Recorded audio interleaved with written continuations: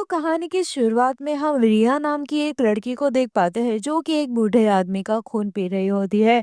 यहाँ पर रिया असल में वैम्पायर थी, जिसके बाद कहानी थॉमस नाम के एक आदमी पर शिफ्ट होती है जो कि एक स्केच आर्टिस्ट बनना चाहता था और उसका काम काफी ज्यादा अच्छा भी था। लेकिन कोई भी उसके आर्ट को पसंद नहीं करता था। खैर, हम यहाँ पर थॉमस की माँ को भी देखते हैं जो कि जॉन नाम के एक आदमी को डेट कर रही थी। लेकिन थॉमस को ये सब बिल्कुल पसंद नहीं था। इनफैक्ट उसे जॉन बिल्कुल भी पसंद नहीं था। अब रात को थॉमस अपने दोस्त दानी के बारे में जाता है ना, वहां पर वो रिया को देखता है। थॉमस को रिया से पहली नजर में ही प्यार हो चुका था और रिया डांस अंदर कर रही थी। वो थॉमस के पास जाती है और थॉमस को रोमेनियन में कहती है कि उसने थॉमस का हार्ट फील किया है। ये बोलकर वो वहां से चली जाती है, जिसके बाद थॉमस घर आकर सो जाता है। अब अगली सुबह थॉमस उठता है ना, तो वो अपने घर में जॉन को देखता है। उसके होने से थॉमस को बिल्कुल भी अच्छा नहीं लग रहा था, इसलिए वो अपने दोस्त दानी के पास वापस चला जाता है।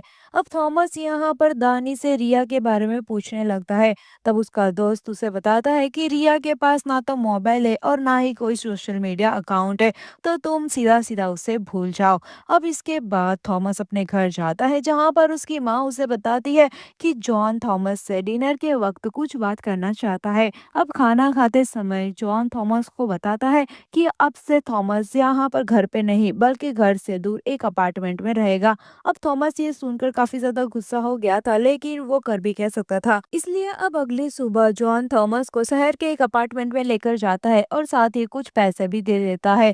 जिसके बाद रात को थॉमस एक ग्रोसरी स्टोर से सामान लेकर बाहर निकल रहा था, तब वहां पर वो एक भिखारी को देखता है। इसलिए यहाँ पर थॉमस उसे पीने के लिए कुछ देता है। तभी वो भिखारी के हाथ पे काटने के मार्क्स नोटिस करता है। खैर, अब यहाँ पर वो भिखारी थॉमस से कहता है कि वो उनको सूखा ही निचोड़ लेते हैं, यानी कि खून पीते हैं और पता भी नहीं लगने देते। खैर, थॉमस उस पर इतना ध्यान नहीं देता और सोचता है कि ये तो कोई पागल ही इंसान है। तभी दानी थॉमस को कॉल करके बताता है कि रिया बार में आई है और थॉमस बिना देर किए जल्दी ही भागकर बार में चला जाता है।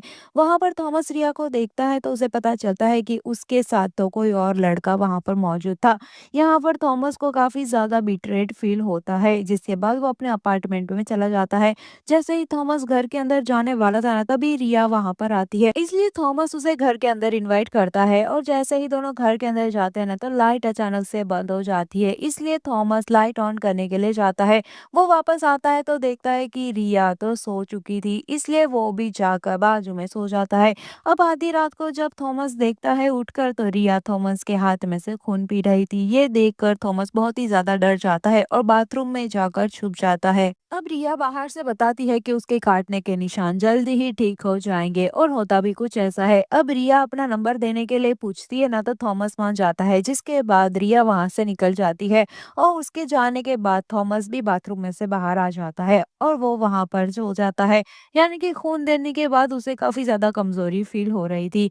खैर, अब यहाँ पर वो सुबह में उठता है तो उसे ऐसा लग रहा था कि रिया के काटने की वजह से वो भी वैम्पायर बन चुका है, वो धूप में जल जाएगा। लेकिन ऐसा कुछ भी नहीं होता। जिसके बाद रात को वो उसी ग्रोसरी स्टोर में जाता है और वहाँ का कैशियर थॉमस से कहता है कि शायद उसे थोड़ी ट्रेनिंग हो गई है, जिससे हमें पता चलता है कि वैम्पायर्स उस शहर में हर जगह पर मौजूद थे और ये काफी आम बात हो चुकी थी। अब अगले दिन थॉमस को फिर से यहाँ पर ब्लड ड्रेनिंग की तड़प हो रही थी, क्योंकि वैम्पायर्स की ब्लड सक करने के बाद उसे ड्रग जैसा फील हो रहा था। यानी कि अब वो चाहता था कि उसका खून कोई पिए, और यहाँ पर उसे उसकी तलब हो रही थी। इसलिए जल्दी से वो रिया को कॉल करता है, लेकिन कॉल तो कोई और ही औरत पिक करती है। अब थॉमस उस औरत को रिया को उसके बारे में बताने के लिए कहता है। जिसके बाद रात को थॉमस को एक बहुत ही बुरा सपना आता है, जिसके अंदर वो उसी भिखारी को देखता है जो कि उसकी बाजू के वाइट मार्क्स दिखा रहा था। और वो भिखारी बताता है कि उस वैम्पायर ने थॉमस को अपना एडिक्ट बना लिया है। फिर वो भिखारी भी एक वैम्पायर बन जाता है और थॉमस पर हमला कर देता है। जिसके बाद थॉमस की आंख खुल जाती है और यहाँ पर उसे तभी रिया की कॉल आती है। थॉमस उसे घर आने के लिए कहता है, जिसके बाद रिया वहां पर आ जाती है। यहाँ पर क्लियरली रिया के लिए तो थॉमस एक ब्लड बैंक था, लेकिन थॉमस को रिया से प्यार हो चुका था। यहाँ पर आज रात को फिर से वो सिर्फ सो जाते हैं और फिर सुबह में यहाँ पर थॉमस उठता है ना, तो अपनी बॉडी के बाइट मार्क्स को चेक करने लगता है, लेकिन कहीं पर भी उसने उसे काटा नहीं था। यहाँ पर थॉमस को लगने लगता है कि रिया भी उससे प्यार करती है। खैर, जल्दी ही ये गलत साबित हो जाता है, क्योंकि रिया वहां पर आकर उसे बताती है कि उसे भूख लग रही है और फिर से वो थॉमस का खून पीने लगती है। यहाँ पर एक और बात ये थी कि रिया को धूप से कोई भी दिक्कत नहीं थी। थॉमस उसे कहने लगता है कि उसे लगा कि वैम्पायर धूप में नहीं निकल सकते, तो रिया उसे कहती है कि थॉमस मूवी बहुत ज्यादा देखने लग गया है। साथ ही रिया बताती है कि फुल मून वाली रात में वो कंट्रोल भी खो देती है। साथ ही वो कहने लगती है कि वो किस तरह वैम्पायर बनी थी। उसको वैम्पायर बनने के लिए एक वैम्पायर का दिल खाना पड़ा था। खैर इसके बाद वो थॉमस को लेकर खाना खिलाने के लिए जाती है। वो इसलिए क्योंकि जो खून रिया ने सुबह में पिया था वो उस खून की कमी को पूरा करना चाहती थी जितनी जल्दी हो सके। इसलिए यहाँ पर वो उसे बढ़िया खाना भी खिलाती है ताकि वो थॉमस का खून फिर से चख सके। लेकिन यहाँ पर ऑब्वियस सी बात थी कि अपने ब्लड बैंक को पूरी तरह से वो खत्म नहीं कर सकते। खैर अब वापस लौटते समय यहाँ पर रिया कहती है कि उसे घर जाना होगा अपने ओल्ड मैन के पास जिसके साथ वो रहा करती थी। ये वही ओल्ड मैन है जिसे हमने मूवी की स्टार्टिंग वाले सीन में देखा था। यहाँ पर जिसका वो खून भी पी रही थी वो ओल्ड मैन रिया का पुराना लवर है और रिया कई साल से उसी के साथ रह रही थी। अब रिया वापस अपने घर चली जाती है और थॉमस कुछ दिन के बाद जॉब इंटरव्यू देता है लेकिन उसे कोई भी काम नहीं मिलता। जिसके बाद थॉमस ट्रेन से घर जा रहा होता है तभी वो एक लेडी को देखता है। वो लड़की के हाथ पे भी वही काटने के निशान मौजूद है, यानी कि वैम्पायर्स हर जगह फैले हुए हैं। खैर अब यहाँ पर से थॉमस अपने घर जाता है और यहाँ पर उसे फिर से ड्रेनिंग की तड़प लगने लगती है, इसलिए वो रिया को कॉल कर कर अपने घर बुलाता है। अब हर रोज रिया को जब भी भूख लगती थी ना तब वो वहां पर थॉमस का खून पीने आती थी और थॉमस को भी ड्रेनिंग से मजा आ रहा था। लेकिन इससे होता यह है कि थॉमस की बॉडी से खून जल्दी ही खत्म हो रहा था क्योंकि रिया बहुत ही तेजी से खून पीने लग रही थी। यहाँ पर थॉमस का वजन भी गिर चुका था। यहाँ पर वो हमेशा ही थका थका महसूस करने लग गया था। अब ऐसे ही एक दिन रिया अपने ओल्ड मैन के पास जाने लगती है और थॉमस उसे रोककर कहता है कि रिया चाहे तो उसके साथ रह सकती है। अब वो दोनों ही ओल्ड मैन के घर जाते हैं रिया का सामान लेने के लिए, जहाँ पर हम उसी बूढ़े आदमी को देखते हैं जिसकी हालत बहुत ही खराब हो रखी थी। अब रिया उस ओल्ड मैन को आखिरी बार गुड बाय बोलकर वहां से चली जाती है। अब कुछ दिनों के बाद थॉमस रिया को अपनी मॉम और जॉन से मिलवाने के लिए जाता है और ये लोग डिनर कर रहे थे। वहां पर थॉमस की जो नाक थी ना उसमें से ब्लीडिंग होने लगती है और रिया को यहाँ पर कंट्रोल नहीं हो रहा था। वो थॉमस के हाथ में जो खून लगा था ना उसे ही लीक करने लगती है। ये देखकर उसकी माँ बहुत ही ज्यादा डर जाती है। अब रिया भी वहां से उठकर बाहर चली जाती है। थॉमस की माँ यहाँ पर थॉमस को रोक कर उससे पूछने लगती है कि क्या बात है, जिसके चलते यहाँ पर रिया थॉमस को वहां से चलने के लिए कह रही थी। तो थॉमस उसे 1 मिनट रुकने के लिए कहता है, फिर वो रिया के साथ निकल जाता है। अब रिया यहाँ पर बस स्टॉप पर थॉमस को वार्न करती है कि आगे से उसके खिलाफ ना जाए। रिया रोमानियन में यहाँ पर कहती है कि अगर थॉमस ने फिर से ऐसा किया तो वो उसका सर उसकी बॉडी से अलग कर देगी और वो वहां से निकल जाती है। बेसिकली उसने उसे रोकने के लिए कहा था ना, यानी कि कमांड करी थी और वो उसको बिल्कुल भी पसंद नहीं आया। यानी कि बेशक वो वैम्पायर्स इंसानों के साथ रहना तो सीख गए थे लेकिन अभी भी उनके अंदर काफी ज्यादा शक्तियां हैं और वो चाहे तब उन्हें भी मार सकते हैं। लेकिन वो ये सोचते हैं कि जब तक वो हमारा ब्लड बैंक बनकर रहे तो उनको मारने की कहाँ ही जरूरत है। खैर अब यहाँ पर थॉमस था ना वो दानी के बार में ही काम करने लग गया था लेकिन उसका वजन दिन ब दिन कम हो रहा था और वो बहुत ही ज्यादा थका थका रहने लग गया था। एक रात उसे यहाँ पर रिया अजीब सी कंडीशन में मिलती है। रिया को होश आने पर वो बताती है कि उसका ओल्ड मैन मारा जा चुका है। खैर अब वो उससे ये भी कहती है कि थॉमस से वो प्यार नहीं करती और वहां से चली जाती है। अब एक दिन थॉमस रिया को ब्लड देने से मना कर देता है और वो ओल्ड मैन के बारे में भी गलत बोलने लगता है जिसके चलते रिया भी अब थॉमस को अपनी वैम्पायर वाली डार्क साइड दिखाने लगती है। अब थॉमस की तबीयत बहुत ही खराब होने लग गई थी, इसलिए डॉक्टर्स का ये कहना था कि थॉमस को असल में एनीमिया है, यानी कि खून की कमी हो गई है और उसे हाई ब्लड प्रेशर भी रहने लग गया है। इसलिए थॉमस की माँ उसे अपने घर ले जाती है।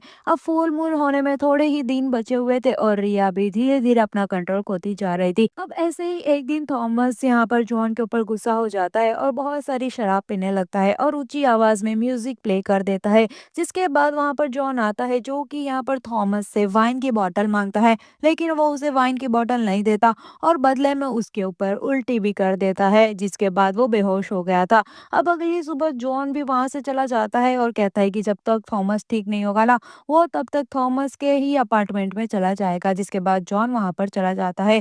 अब रिया यहाँ पर जॉन को जान से मार डालती है। थॉमस को यहाँ पर जॉन की फिक्र होने लगती है तो वो अपने अपार्टमेंट में जाता है जहाँ पर वो जॉन की डेड बॉडी को देखता है। अब थॉमस जैसे ही घर के बाहर जाता है तो रिया उसे मिलती है जो कि उसके ऊपर हमला कर देती है। रिया उसे अपने साथ हवा में उड़ाकर ले जाती है। वो उसकी गले पर काटने की कोशिश करती है लेकिन थॉमस भी रिया के साथ लड़ने लगता है और रिया थॉमस को नीचे गिरा देती है।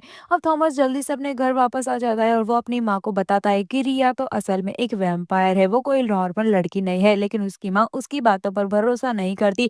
ऊपर से यहाँ पर रिया भी आ जाती है, वो घर के विंडोज तोड़ने लगती है।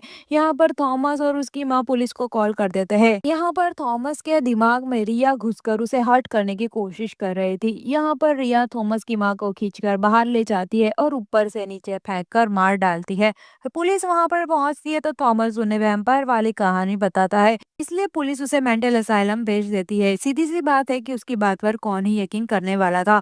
खैर तभी वहां पर रिया उसके दिमाग के साथ फिर से कहने लगती है। बेसिकली वो उसके साथ कनेक्टेड थी, तो वो डॉक्टर से बोलकर खुद को यहाँ पर स्ट्रिक वार्निंग लगवा देता है। फिर एक दिन पुलिस ऑफिसर थॉमस के पास में आते हैं और उसे बताते हैं कि थॉमस आजाद है क्योंकि उसके खिलाफ उसे कोई भी एविडेंस नहीं मिला था। इसके बाद थॉमस अपने घर जाता है और उसे अपनी माँ की मौत झेली नहीं जा रही थी, इसलिए वो खुद को चाकू से मारने की कोशिश कर रहा था। लेकिन फिर वो चाकू लेकर रिया के पास जाता है।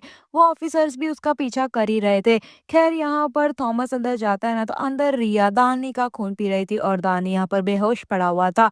और यहाँ पर थॉमस के हाथ में चाकू देखकर रिया खुद को ही थॉमस को मारने के लिए बोलती है। वहीं दूसरी ओर हम देखते हैं कि पुलिस की टीम भी घर के अंदर जा चुकी थी। वो लोग नोटिस करते हैं कि दानी वहां पर था और उसके पास में ही रिया की लाश पड़ी थी जिसका असल में दिल निकाला हुआ था, और वो दिल किसी और ने नहीं बल्कि थॉमस ने ही निकाला था। और आप जानते ही हो कि रिया ने भी किसी का दिल खाया था जिससे कि वो वैम्पायर बन गई थी। सेम वैसी ही चीज थॉमस वहां पर करता है और यहाँ पर वो उसका दिल खा रहा था। पुलिस की टीम उसे वहां पर नीचे रखने को और लेटने को कह रही थी, तब वो अपना वैम्पायर वाला रूप दिखाकर विंडो तोड़कर वहां से भाग जाता है। उसके बाद वहां पर वही भिखारी आता है जो कि हमने कहानी की शुरुआत में देखा था। वो यहाँ पर दोनों ऑफिसर्स के कहता है कि देखो वो वैम्पायर अब बन गया है। जिसके बाद हम थॉमस को देखते हैं आसमान में उड़ता हुआ, यानी कि फाइनली वो जो चाहता था उसे मिल गया। अब उसे मेरे ख्याल से रिग्रेट करने के लिए बहुत सारा टाइम मिलने वाला है। और इसी के साथ ये मूवी यहीं पर खत्म होती है। तो कैसी लगी आपको ये मूवी की कहानी, मुझे जल्दी से कमेंट करके बता दो। वीडियो पसंद आए तो इसे लाइक कर दो, चैनल पर नए हो तो सब्सक्राइब कर दो। मिलता है नेक्स्ट वीडियो के एक्सप्लेनेशन में, तब तक के लिए अपना ध्यान रखिए। Bye bye.